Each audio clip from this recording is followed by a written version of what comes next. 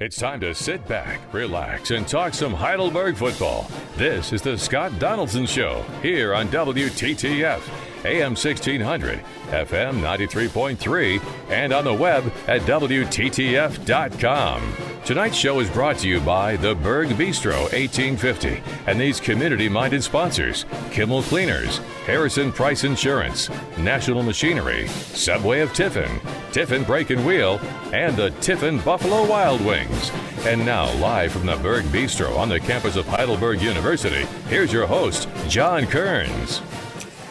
And hi, everybody, and welcome to the Berg Bistro as we get ready for the 9th game of the year for the Heidelberg Student Princes. They'll play at John Carroll on Saturday afternoon. John Kearns here, along with Coach Scott Donaldson, the head coach of Heidelberg football. And he'll be with us in a couple of segments here this evening. And we'll also have wrestling night also, as Coach Tony Patrizi will be here, along with two of his wrestlers. And we'll talk Heidelberg Wrestling. They get underway for the 2018-19 season on Saturday. And we'll talk all about that. We'll talk about the game last week. Not much time we'll spend on last week's game with the Muskies. And please no. Yeah. And then we'll get into the preparation for the John Carroll game, which is coming up on Saturday. But once again, the Berg Bistro 1850 here on campus. Great place to stop by, whether you're a student or faculty member, staff, employee, or just the general public. It's open Monday through Thursday, 7 a.m. until 11 p.m. Fridays from 7 a.m. until 12 midnight. Saturdays from 11 until 12, and Sundays from 4 to 10 p.m. We'll talk more about the food and drink in a little bit. But before we get to the recap of the Muskingum game, let's talk about high school football, as the regular season, Coach, is over for the year. And we're lucky in this area that we have a number of teams who made the playoffs. Yeah, I was going to say pretty much almost every local team made it, so it doesn't even feel like regular season's over. Let's start with Columbian. They only won one or two games the last few years. Coach Judd Lutz did a great job this year. Mm-hmm. You know, he had to be patient. Sometimes as a coach, you know, you have to be patient. Yeah, and obviously when Coach Lutz took over, you know, he knew what he was getting into. And I think every coach knows what they're getting into when they take over a program, like Columbian was when Judd took over. I think Judd did it the right way. He built his program up with his philosophies, with his values, and with the morality of a great football program. He did that with it intact, and that's not easy to do. God's honest truth, it's not easy to do. Winning games and keeping your philosophy, and Judd has a great philosophy and great integrity, and keeping your integrity in high school football, especially in a bigger school, in a bigger community like Tiffin, it's not an easy thing to do, to build a program back up, and Judd did it the right way, and that's what I'm most proud of. And I think that's what the city of Tiffin is most proud of, that he did it the right way. He did it with teaching the kids great values and building the kids up the right way, and the right kids are playing, and he's just done an unbelievable job. I can't talk enough about really the job him and his staff have done. Well, Columbian this year ended up the regular season 8-2, big victory over Norwalk last week. Mm-hmm. And with that victory and Bellevue's upset of Clyde, that got Columbian a tie for the SBC Lake Championship. Heck yeah, that's awesome. Yeah. It's unbelievable. Unbelievable that they, conference champs. And get a home playoff game with it, too. I mean, that's from 0-10 to conference champs. That's pretty unbelievable. That sounds like a Coach of the Year candidate right there. And they get a home playoff game, Division III, Region 10, at Frost Calnall Stadium tomorrow night, as a matter of fact. Mm-hmm. They'll play Lexington out of a tough league. The Ohio Cardinal Conference always has a tough competition, but Lexington will come in at 6-4. But a lot of times you can't really look at records too much in the playoffs, because if you qualify, you're a good team. Yeah, and there's not too much crossover. I know with Lex and Columbian, I think Ashland would be the only crossover game, and I have no idea how Lex did against Ashland, to be honest with you. I forgot about it. So, yeah, you're looking at records. That's not really going to do you much. I mean, you really have to get out to the game and see the competition that's going on there. And I know Lex has that, what's his name, the Big Ten recruit that's committed to Ohio State already, Stover. There you go. Stover. He's kind of a freak show, so they're going to have to deal with that. He's been one of the top 100 prospects in the nation for a couple of years now. So. So that's Friday night, and Tiffin fans will have a rare treat as they'll get a second game on Saturday night as Calvert goes 9-1, and they get to host a Division 6, make it 7, Division 7 game on Saturday night, same stadium, Frost County. I know you got a great weekend ahead of you, Tiffin. That's got a great weekend ahead of you. I know both colleges are away, but you got a great weekend ahead of you of high school football. So hopefully you get geared up for it, and hopefully we can see everyone at both those games. So Calvert 9-1. They finished second in the Sandusky Bay Conference River Division behind Gibsonburg. Their only loss of the year.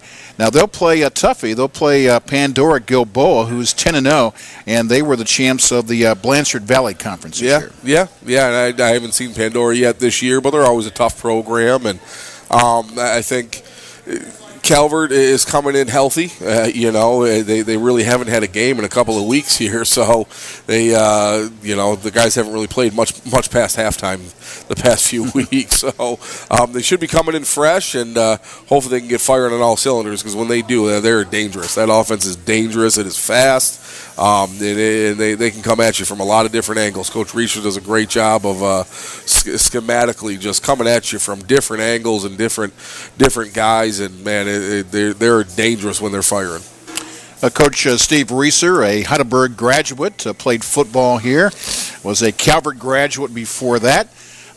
Coached at a few schools, including Gibsonburg, came back, had the opportunity to take over as his alma mater, and boy, a lot of times when you have that chance, you got to take it. Right? You have to. And he's a Tiffin guy. He's always lived in Tiffin, and trust me, I hopefully I helped talk him into it just because I wanted him local. He's a very good friend of mine, and he's been a great resource. I mean, really, we do a lot of collaboration within the staffs of this community, and he's been an unbelievable resource for us too. He's a great football coach.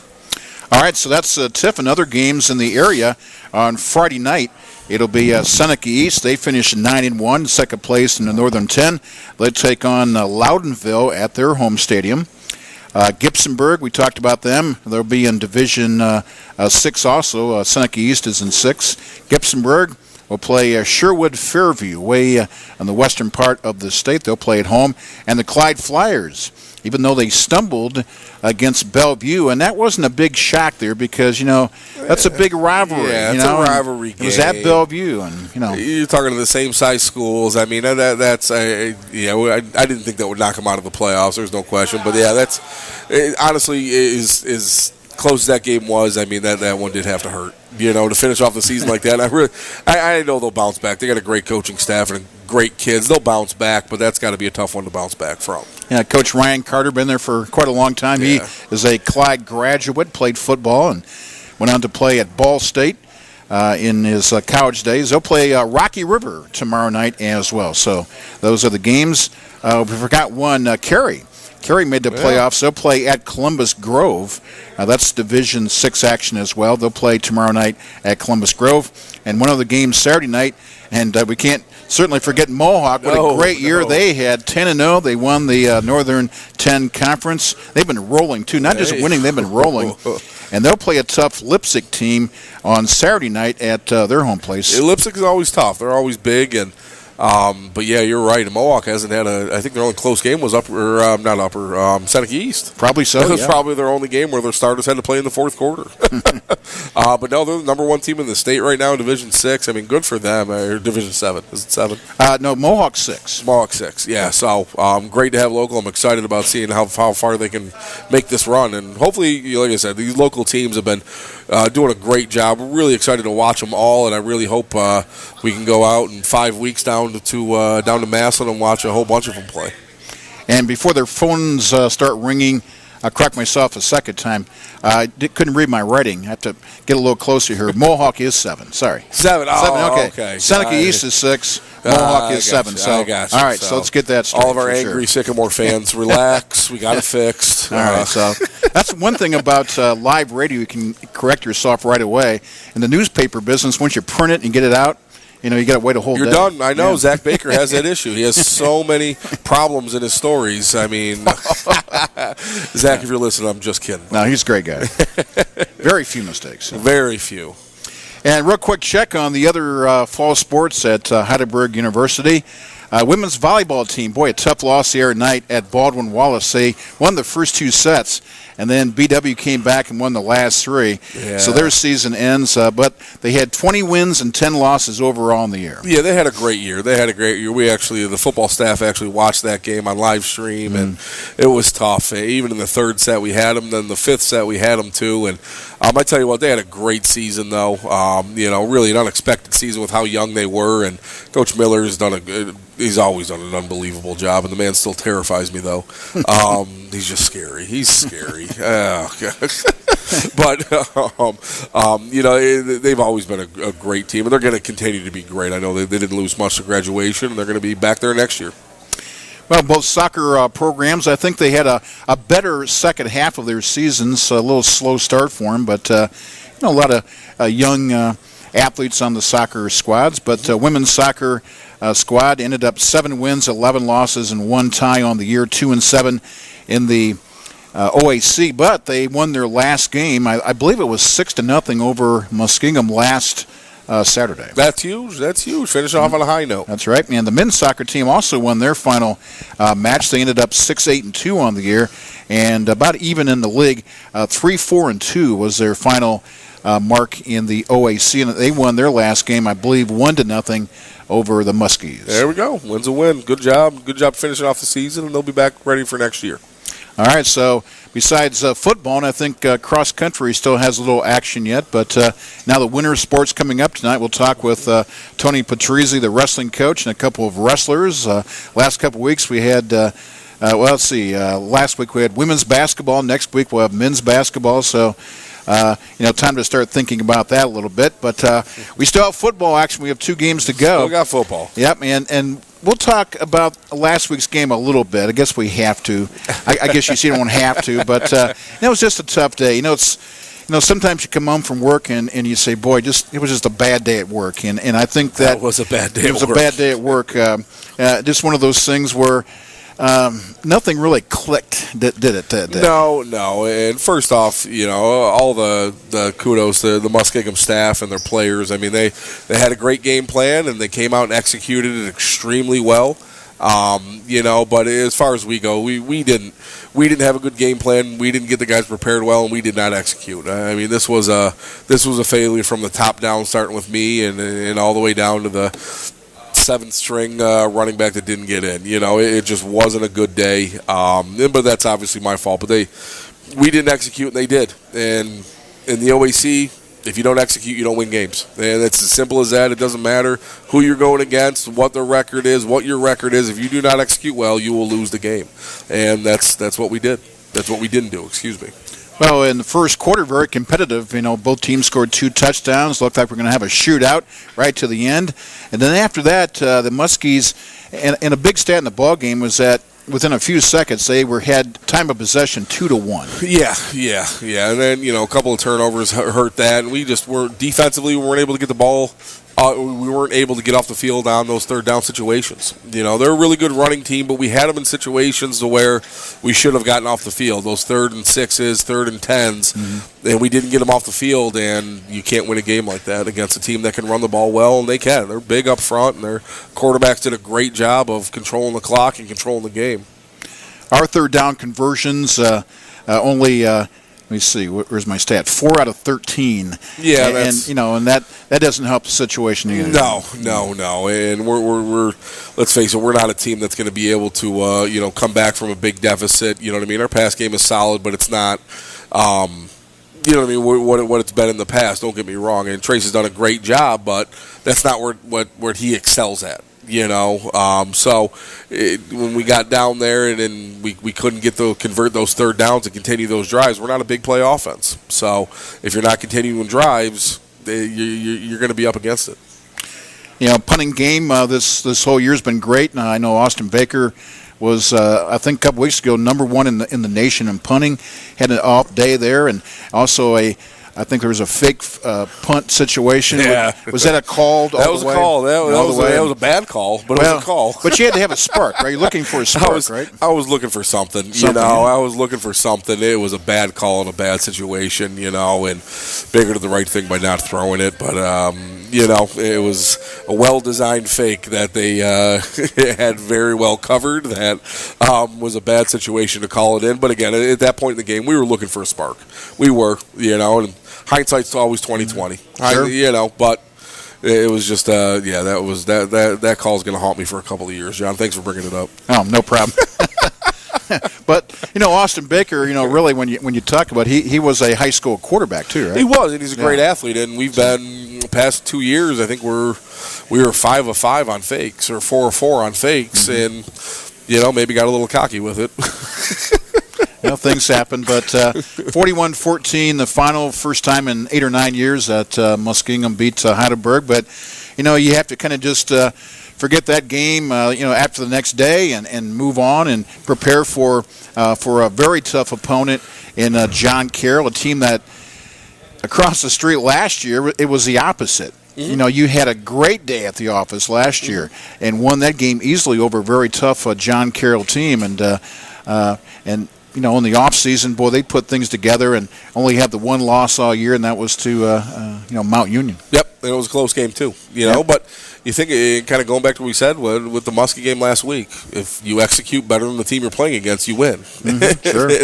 And again, it doesn't matter on the record and anything like that. That's what we're going to have to do on Saturday. And John Carroll's an extremely good football team. They're extremely well coached. They're very, very good. Their defensive front seven is unbelievable. They have 8 defensive linemen they rotate in that are ungodly good at everything, against the run, against the pass. So we got a lot to deal with on Saturday. There's no doubt about it. But if we execute well and we control the clock and we continue drives, and we get them off the field on third downs, we're going to have a chance in the fourth quarter.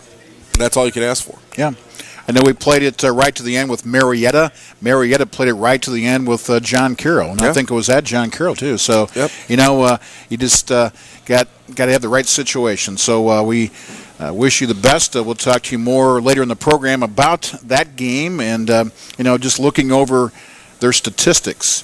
Not too many, if any, weak spots on that football team. Whether you're talking about quarterback, the running game, the receiving game, the front lines, defense, and special teams. They got a pretty solid football team. I mean, they're pretty much all back from last year. Yeah. I mean, pretty much 100%. So, no, there's not too many weak spots. Their O-line is good. Their running back is unbelievable. Boy, is he fast.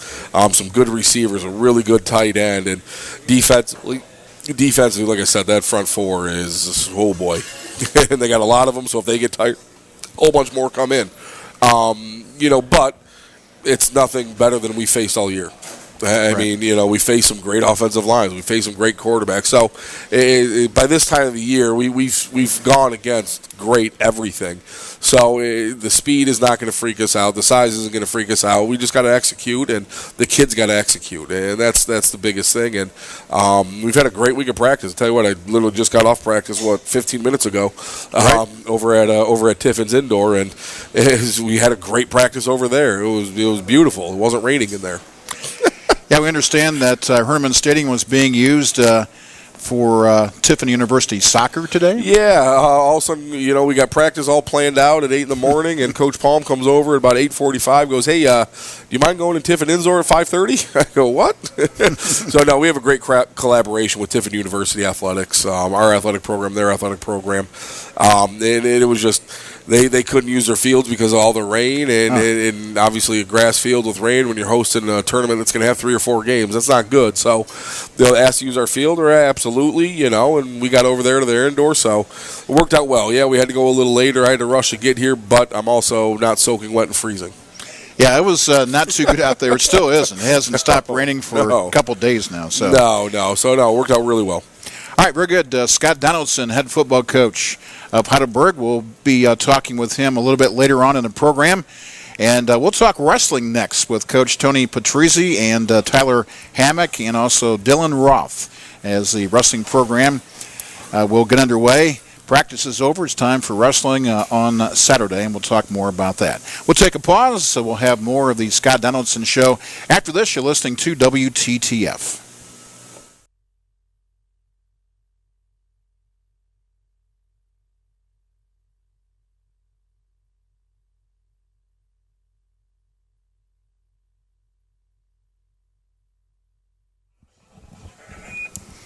Whoa. Okay, we're back. John Kearns here at the Berg Bistro 1850, and I'd like to invite everyone over to the Berg Bistro for either something to eat, something to drink, and it's open early for breakfast. Good place to grab lunch or dinner or late night snacks. So they're open early and close late.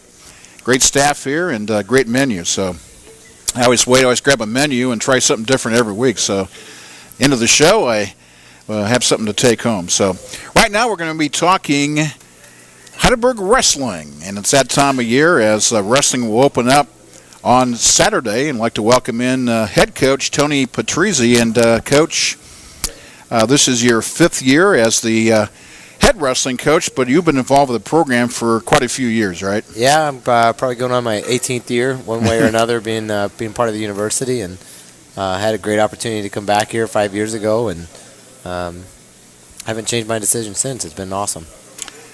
You were the wrestling coach at nearby Mohawk for a number of years as well. What about where did you go to high school at? Originally from Perry High School up on the lake. Okay. Came to Heidelberg actually as a soccer player and played 4 years of soccer, wrestled for 4 years, and found my way to Mohawk High School. Loved my opportunity there and was there for 10 years, taught kindergarten, and now I'm teaching 18 to 22-year-old kindergartners, so it's having a lot of fun. Okay, very good. So let's talk about your squad this year. How has preseason practice gone? When did you start that, 3-4 weeks ago? Or? Yeah, we started October 10th. Got rolling. The boys did a really good job in the preseason before I came around. I've got a great group of captains. Put a lot of the young guys through workouts, 6 a.m.s, lifts, open mats. So we've been really working our tails off since the guys got here. And since October 10th, we've really hammered it out in the room, and we're ready to put things into action this weekend. Got 3 or 4 seniors perhaps on the squad, and then a balanced squad from that point. I know a lot of times, the teams will have freshmen who'll come out and see how they can do. But how's your roster this year as far as classes?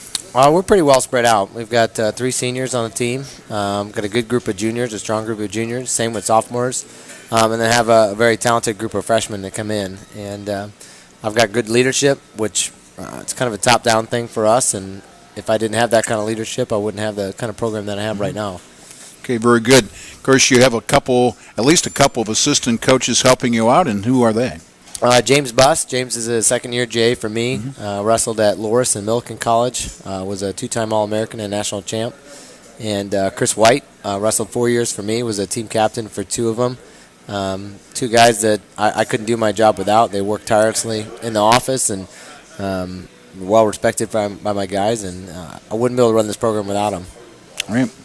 So you have, here at Heidelberg, most of the programs have, lots of Ohio players, but I know you have some from out of state as well, right? Yeah, we're all over the place, to be honest with you. I think we represent Oregon, Florida, Indiana, Illinois, Michigan. We're really kind of all over the place. And my things that I look for somebody who's going to be a great teammate. I look for somebody who's going to work their tail off in the classroom, and somebody who's going to give me all they got in the wrestling room. And there's those guys in Ohio, but there's an awful lot of really good guys elsewhere.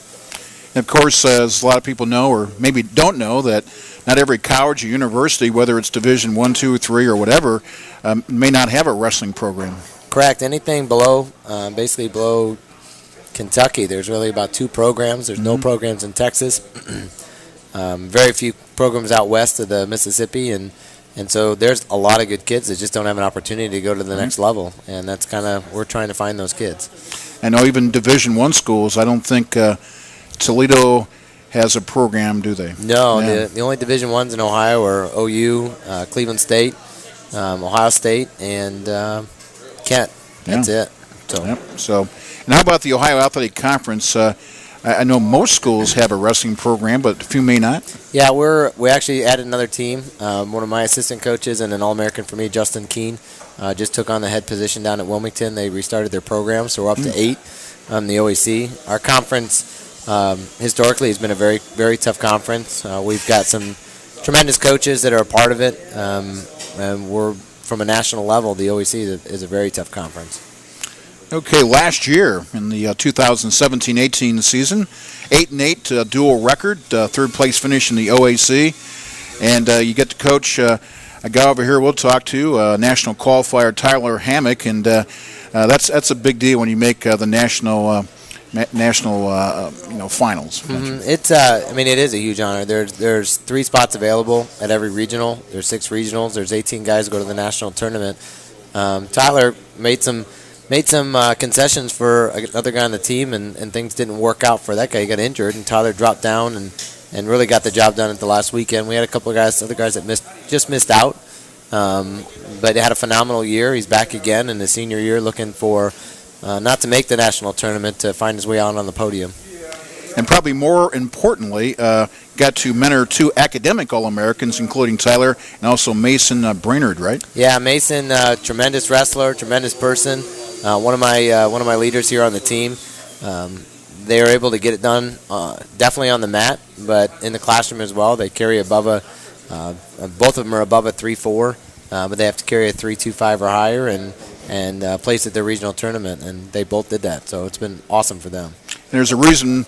I know most coaches, or all coaches should say this, but student athlete, the student comes first before the athlete, right? Yeah, when I have that conversation with my guys and the people that I recruit, it starts with being a great teammate, and then next is you got to be a great student, because you have the opportunity to come to Heidelberg to be a part of something special. But if you can't get the job done in the classroom, you're not going to get the job done on the mat, because you're not going to be here very long. That's right.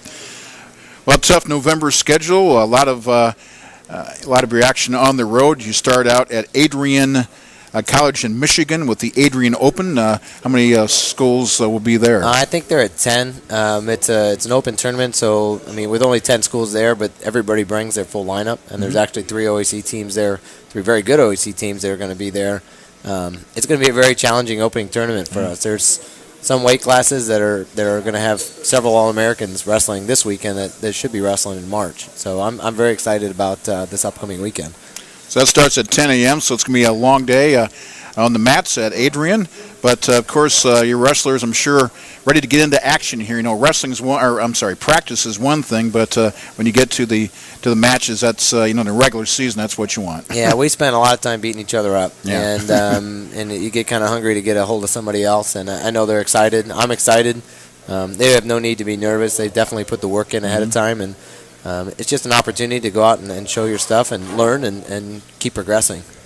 And for the rest of the month, also road trips to Washington and Jefferson College in Pennsylvania, down to Wilmington near Cincinnati, and then back up to Michigan with Olivet, right? Mm-hmm. No, we've got a really good November schedule. Kind of concluding with, we call it Mustache Mania, but we're going to be wrestling Ohio Northern on November 27th at 7 o'clock in Cyberlink Gym. It's kind of a thing for us every year. Our first duel of the year is Mustache Mania, so if you're listening, we got a lot of things in store, some gift cards, so no shave November. Let's work on those mustaches.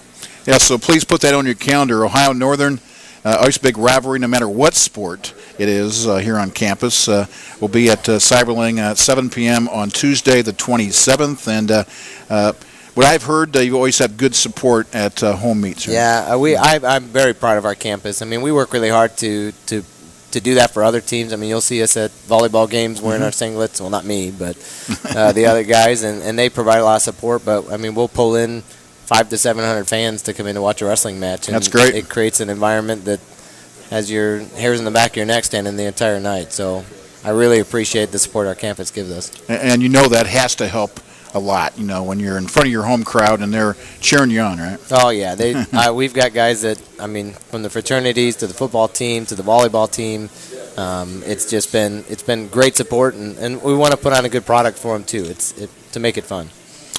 Going back to the OAC, you said 8 of the 10 schools have wrestling programs. Which which schools you expect to be toward the top this year as far as their programs?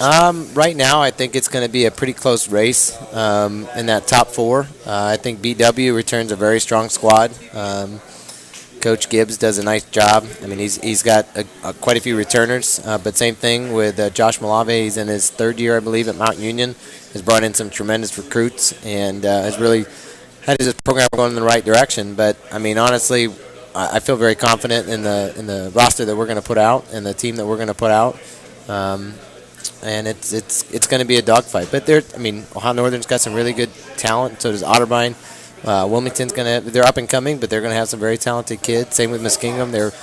Zach's doing a nice job down there. So as a conference, I think it's going to be an exciting year for everybody. And the big OAC event will be in middle of January on Saturday the 19th, the OAC quad match at Baldwin Wallace, right? Yeah, we made some changes. Wrestling can get pretty tough when you're weighing. I mean, 2-3 times a week, and it's really rough on your wrestlers. So as coaches, we came together and said we need to do something a little different. We'll be wrestling some tough teams, and it's going to be a team effort to get through all 3 duels that day, and it's going to be. It's going to be exciting for everybody, I think.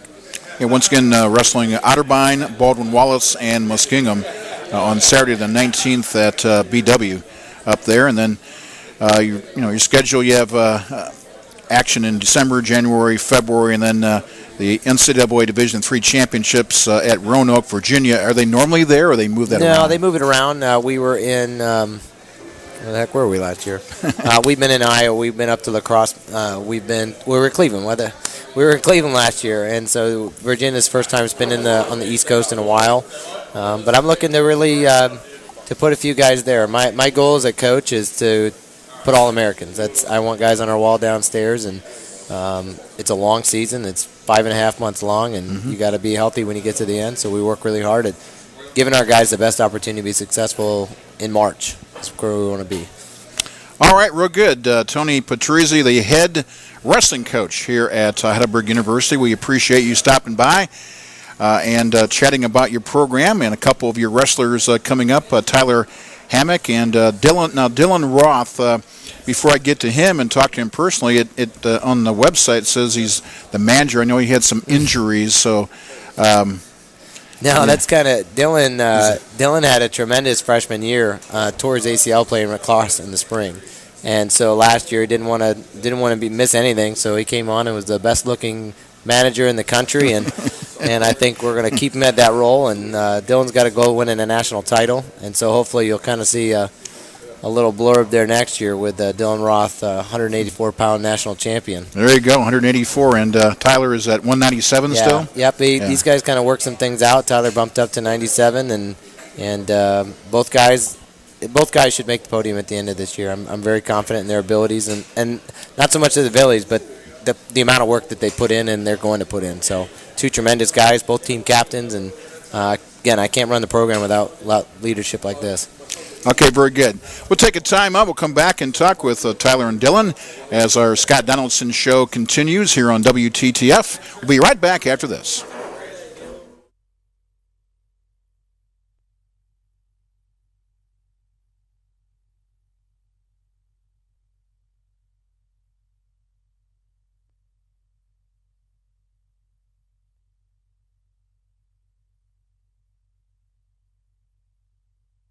Okay, we are back here at the Berg Bistro 1850 talking wrestling. And our next guest is Tyler Hammack from Monroe, Michigan, a senior, wrestles at 197, national qualifier last year, and welcome to the show. Thank you. Thank you very much for having me. All right, so this is your 4th and final year on the wrestling program here at Heidelberg, and how did preseason practice go? I know it's almost over now. So. Yeah, preseason practice went really well. We had a lot of guys that came out, and we have a lot of really good freshmen, really talented freshmen, and obviously our upperclassmen are helping us, so it was good getting after each other. From the state of Michigan, but not too far. Monroe's maybe 20 miles north of Toledo or so not too far away. You can probably get home in an hour and a half, right? Oh, yeah. Easily. Yeah. Maybe Easily. Faster than that maybe sometimes. So it's not that far away. But I know there's a lot of good wrestling programs in Michigan, but what led you to Heidelberg? Honestly, when Coach Patrizi started recruiting me, he really talked about having a family, and that was kind of big for me. I didn't want to go to a big school and kind of get lost in the program. I'd rather be somewhere small where I could obviously make a difference in the community and on the wrestling team. All right, so your freshman year had 10-8 record at 174.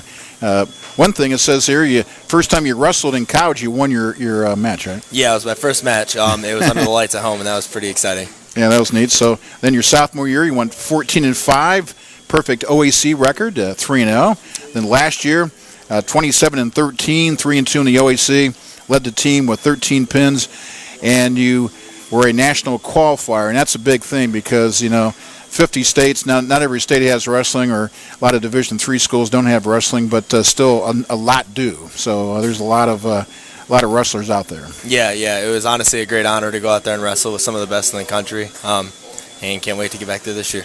Is that right? It was at Cleveland last year? It was at Cleveland, yeah. So not too far away, which is good. Didn't have to go a long way. But I think Cleveland actually hosted the Division I wrestling championships maybe a few years ago as well. It was this last year. Was it last year too? So they did both. All right, very good. So Tyler,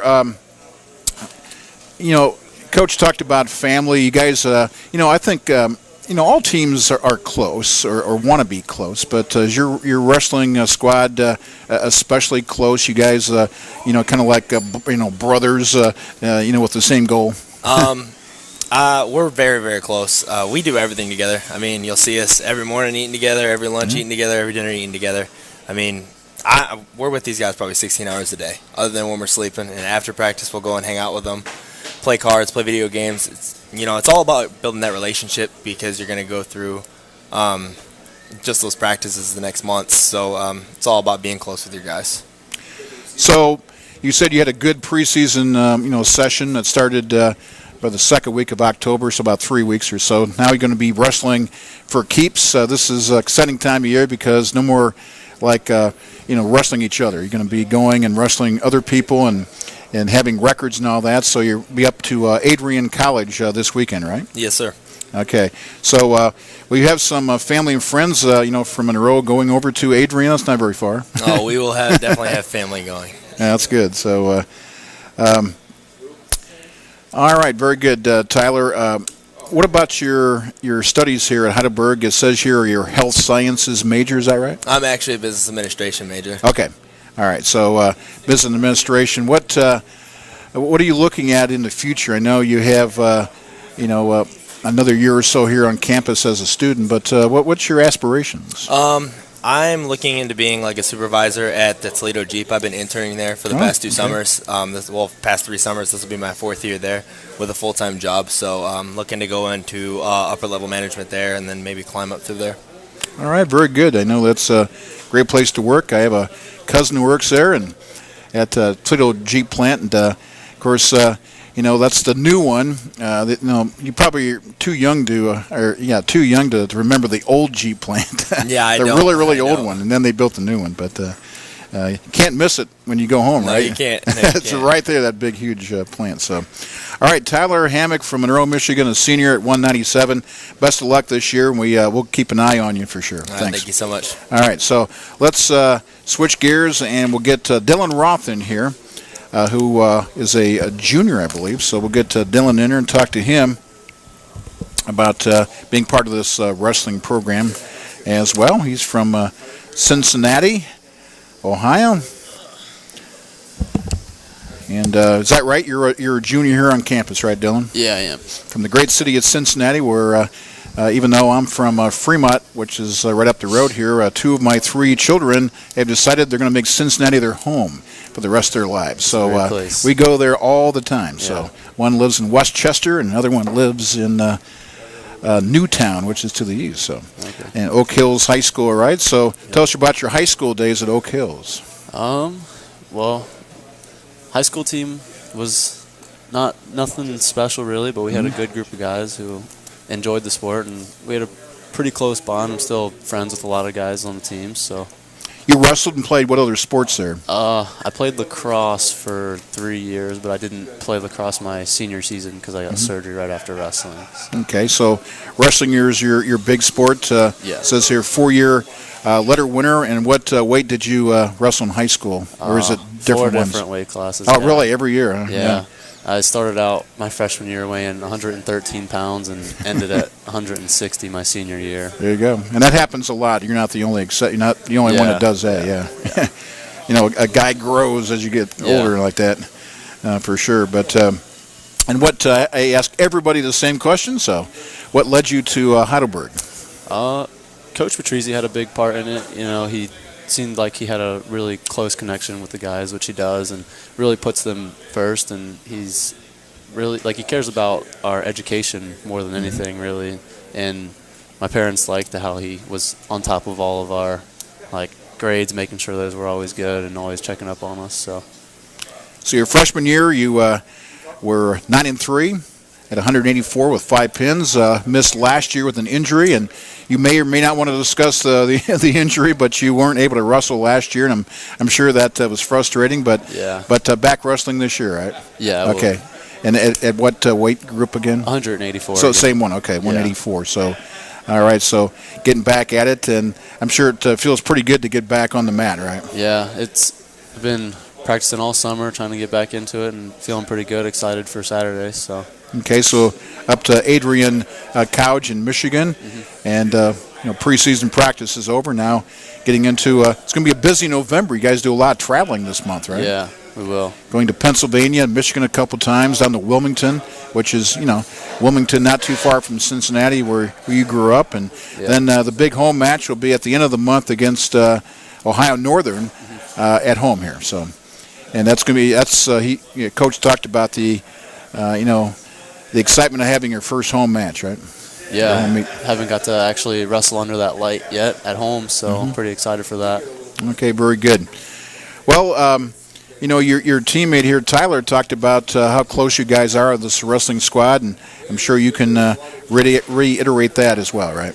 Oh yeah, we've had a pretty good connection. That was also part of the reason I decided to come to Heidelberg. Just seemed like everyone was really close, and it's not like it's the seniors and the juniors are close and the freshmen are close. We're all pretty close and we all hang out all the time, so it's pretty fun.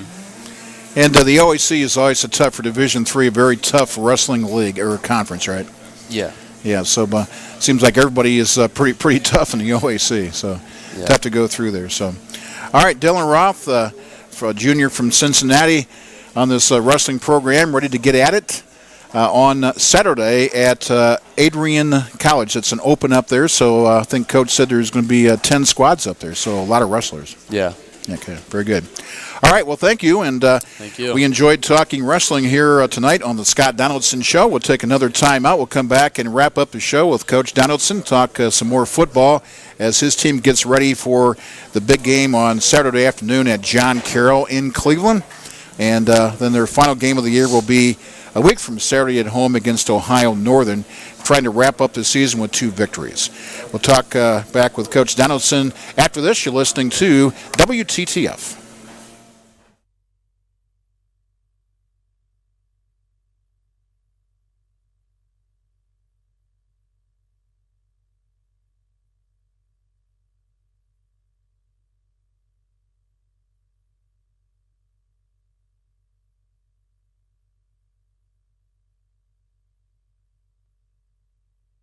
Back to the final segment of the Scott Donaldson Show. And, wait, Coach, hard to believe we only have one more show left. Oh, that's unbelievable, John. Where'd the time go? What are we going to do? I'm not sure I'm going to do for my Thursday evenings, We're just going to have to get together and get a cold beer or something. Yeah? Hey, that actually sounds like a good idea. Doesn't it? Oh, I'll text you later. All right, thank you. Other games in the OAC besides the big Heidelberg at John Carroll game on Saturday afternoon, Marietta, they lost a tough one last week to BW in the final seconds on the field goal, didn't they? I don't know how Coach Waddle still hasn't had a heart attack or 6 of them yet. I mean, it seems like every single one of their games, including ours, has gone down within that game was decided within the last minute of the game. Yeah, they've had it's every one of their games. And they played Otterbein on Saturday. Ohio Northern will play at Baldwin Wallace on Saturday afternoon. Wilmington and Capital. Capital got its first win of the year, and you knew that was coming. Marietta's won a lot of those close games, and Capital, including ours, lost a lot of close games. Yeah, and again, it's just that quarterback and that receiving core, which I know one of the receivers is down, but they're that no matter what, it's going to be a shootout. I mean, whoever Capital plays, it's not going to be a 10-7 trench warfare game. If you're going to beat Capital, you're going to have to score 50, and luckily a lot of teams have been able to do that. We were able to do that, and Wilmington's going to have to. And it's just the way it's going to be. But they have the offense to be able to do it. They have the weapons to be able to do it. And I know Coach Philly down there on the defensive headset is drawing up some cool blitzes to get after that Wibbler kid. Well, Wilmington and Capital both 1-7, but when you think about it, they're not 1-7 teams. They should be better than that. That's the OAC. Yeah, it's the OAC. Yeah. It's just the parity in this conference is unbelievable now. It has been. This year has been very, very good. The past couple of years too. It's just the lower end, the classically lower end teams, the teams that have finished in the bottom 5 are getting a lot better, and it's just everyone's able to beat everyone.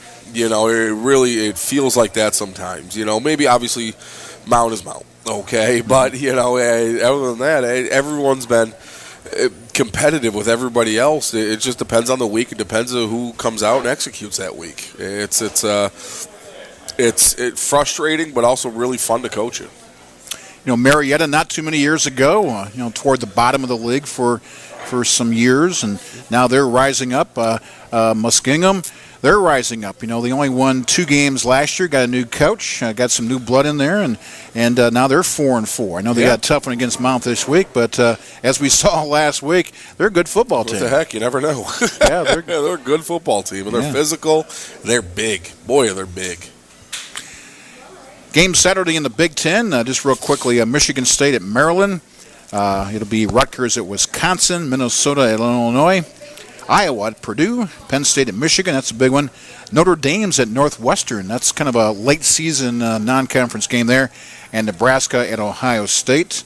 And then the MAC, only one game on Saturday. The MAC is now into action, baby. Yeah, in the middle of the week now. I love it. Yeah, I know Toledo, the Rockets, with Mike Hallett, offensive line coach. They had a big victory last night, I believe. Yeah, good win. I think the coaches got a little into it afterwards, and I didn't hear that part. Coaches, didn't hear that part. Saw that segment on ESPN. It was it's kind of funny, but I love MACtion. I love it, and I was actually just talking to some of my young guys over here eating that.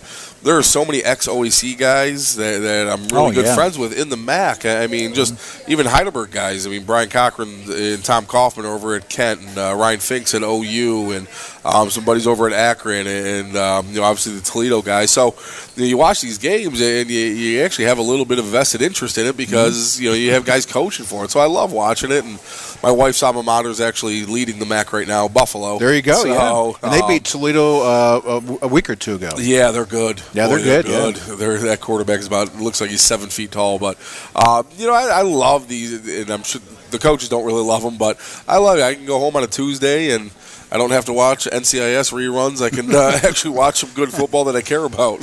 It's the only game in the MAC on Saturday afternoon. Robin's alma mater, Central Michigan. Woo, woo. Woo. And we'll play at Eastern Michigan. Is that a big rivalry or not? Nah, not really. Central Western? No, Eastern. Central Western is the rivalry, though? Is it? Okay. Yep, so Robin White, a Michigan native from around Saginaw, and went to Central Michigan, but now we're lucky to have her at Heidelberg, aren't we? Oh, God, yeah. God, yeah. Please don't leave. Never leave me. Never leave me. More MAC OEC connection. All right, let's go back to our game for a couple minutes as we're running out of time. John Carroll, I know you had the big victory last year, but that was last year. And I think they'll remember it for sure. But, Anthony Meglin, I think, was the quarterback last couple years last 2 years. So, he's good. Coming into the ball game, 11 touchdown passes, about 1,400 yards of passing. And they also have a new, I think a new running back, Cagnanelli. if I get that right, Michael Canganelli, and boy, he has over 800 yards of rushing. He's a weapon, boy. He was a kid that excuse me. We played John Carroll so early last year. He was a freshman last year, and he really came on at the end of the year, returning for him and getting some carries. But this year, he's been tearing it up, man. He is fast. He is physical. He's a big runner. He's got great vision. I mean, he really is one of the best, if not the best, running back in this conference. He's phenomenal, and he's got a good offensive line to run behind. So, yeah, he's definitely a weapon. There's no doubt. And you're talking about their lines, offensive line and defensive lines, right? Yeah, their O-line is solid. They're a good run-blocking offensive line. Their defensive line is something out of this world. I mean, I don't know where they found all 10 of these guys. But like I said, they rotate 8 to 10 of them, and there is no drop-off from their top guy to their 10th guy. And they're all really good. They're all juniors and seniors, most of them seniors. Thankfully, I don't have to see a lot of them after this year, but they're something different. And the thing that's so special about them is that they're not just pass rushers. I think in the D-line, you get pigeonholed, just a run stopper, just a pass rusher. These guys, all 10 of them, are complete defensive linemen, which are hard to find. They really are hard to find. The guys that are so dangerous against the run and so dangerous against the pass. Finding those guys in Division III, that many of them, is extremely hard to do. Trust me. But they do a great job, and they have, trust me, they have great positions, great people everywhere else. But that D line is going to get most of the credit, most of the most of the talking about. Looking at their stats a little bit team wise, averaging 41 points a game, giving up only 14, and that's hard to do in the OAC with a lot of points there. And yards-wise, offense, 445 yards of offense per game and only 261 on the defense giving up. Yep.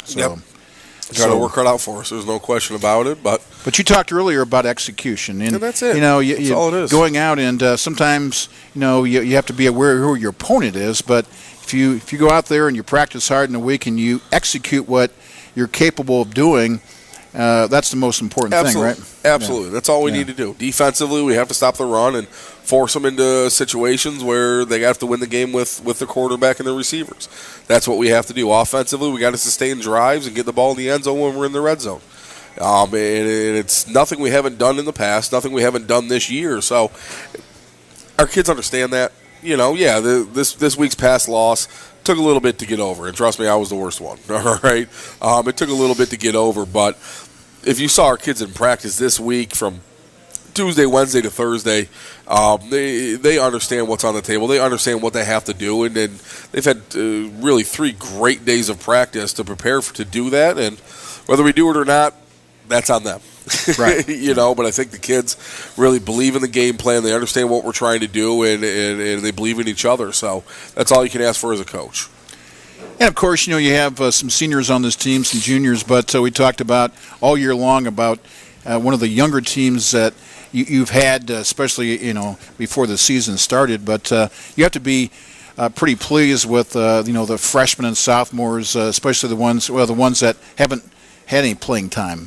Freshmen obviously none, but you have to be pleased with the young people on this team. Absolutely, and it's not just the young people. And we have seniors that are starting right now that are playing extremely well that have never really played before. Well, Trace Reynolds. Trace Reynolds, and even guys on the defense like Matt Davenport. Matt's a junior that probably played about 6 snaps before this year, and he's been playing unbelievably well as a nose tackle. Lawrence Ave and all those type of guys. And we've had some young guys step up too. Obviously, Zach Blackiston and Nick Schneider returning, and those are some really young guys, but. No, I couldn't be happier with their progress. Really everybody through this season. So, but we're at the point in the season where nobody's a freshman. No one's inexperienced. We're not going to put a guy out there right now that hasn't played yet. I don't think. I don't know. We're pretty banged up, but we'll see. I sure hope not. Let's say, okay. I hope not. So it's that point that we need to start seeing that experience. Solidify itself and exemplify itself in their play and in the win column. And another freshman in there, I just want to point out, Tremont Wiley got some action last week on kickoff returns, and I think just about every kickoff went to him, I think. Yeah, I kind of designed it that way. Yeah. We knew where they were going to kick it. No, Treyway is a gifted athlete. Gifted, and a great young man. Oh, my God, he's hilarious. Actually, pretty good rapper, too. Mm-hmm. Pretty good rapper. Not bad. He's got some things on SoundCloud. Check it out. It's Treyway. But no, you're going to see a lot of him on the offense this week, too. Again, we're banged up. And we got to get our athletes on the field, and he's really progressed to where we feel comfortable with him in the offense, knowing what he's doing. So you're going to see him, whatever we can get him doing, carrying the ball, catching the ball. If he can throw, we'll figure out if he can throw yet. But no, he's a gifted athlete. So we need to start getting that guy the ball. And Nick Snyder has played throughout the year, too, a little bit on special teams. Yeah. And had some good done punt a pretty good returns job, yeah. Had some good punt returns. Yeah. He's going to be the punt returner. I mean, he's a little white lightning, man. He is a tiny little man, but he can go. Dual sport athlete. Actually, he's going to play baseball here, and we have a few guys that are going to wrestle here. We didn't talk. Zach Blackiston's actually going to wrestle here. I don't know if Tony talked about that. I wasn't really listening. Sorry, Tony. But no, and he's done a wonderful job. And again, there's been a lot of guys. Parker Smith, an outside linebacker, kid from North Central Ohio, Northwest High School, that really come on the last 5 or 6 weeks. Played a few JV games, was killing it, and we got him into varsity playing time. And he played 30 snaps for us last week on defense. And so there's been a lot of guys that really have stepped up, and that's what you love to see as a coach, because life's about opportunities. What are you going to do with the opportunity? And it's unbelievable to watch a guy that wants to take care of an opportunity and actually goes out and does it. There's nothing that makes a coach happier than watching that happen. Of course, next week we'll kind of focus on the seniors. They'll be playing their last game next Saturday at home against Ohio Northern. But, as a lot of people say, well, you better enjoy your senior year, whether it's in high school or in college, because these football seasons go pretty fast. Oh, there's no doubt. And again, football is this very special sport to where you're a basketball player. You can play basketball your whole life. I mean, even the staff after the season, we're going to play hoops. I'm a horrible hooper. I am terrible, but I can still play it. Right. I can't play football anymore. It's not like I can strap up the pads and go out there. So when these seniors are done playing, they're done. They're pretty much done, never going to put on a helmet again the rest of their lives. So, football is a very finite sport to where you have to enjoy it. You have to have some fun, and I think Heidelberg understands that. I think our staff understands that, and we do have a lot of fun with our guys. All right, Coach, that's all the time we have for the Scott Donaldson Show. Don't forget, if you can make it to Cleveland at John Carroll University, Don Shula Stadium, on Saturday, the game kicks off at 1:30 p.m. If you can't make it, tune in to AM 1600, FM 93.3, or on the web at WTTF.com, and also at heidelberg.edu. Go to the football page, and you can listen to us as well. Our pregame show at 1 o'clock on Saturday afternoon with myself and Tony Paradiso. And the kickoff again at 1:30. Thanks to Scott Donaldson. Thanks to our wrestlers and the wrestling coach for being a part of the show tonight. Dylan Roth and Tyler Hammack, the players, and Tony Patrizi, the head wrestling coach. Thanks to them. And also thanks to Robin White, and also to John Spar III for being our board operator back at the WTTF studios. John Kern saying so long. We'll talk to you on Saturday afternoon. Thanks for listening to this evening's Scott Donaldson Show from the Berg Bistro. Tonight's show has been brought to you by the Berg Bistro and these community-minded sponsors: Kimmel Cleaners, Harrison Price Insurance, National Machinery, Subway of Tiffin, Tiffin Brake and Wheel, and the Tiffin Buffalo Wild Wings. Join us again next time as we talk Heidelberg football on the Scott Donaldson Show here on WTTF. AM 1600, FM 93.3, and on the web at WTTF.com.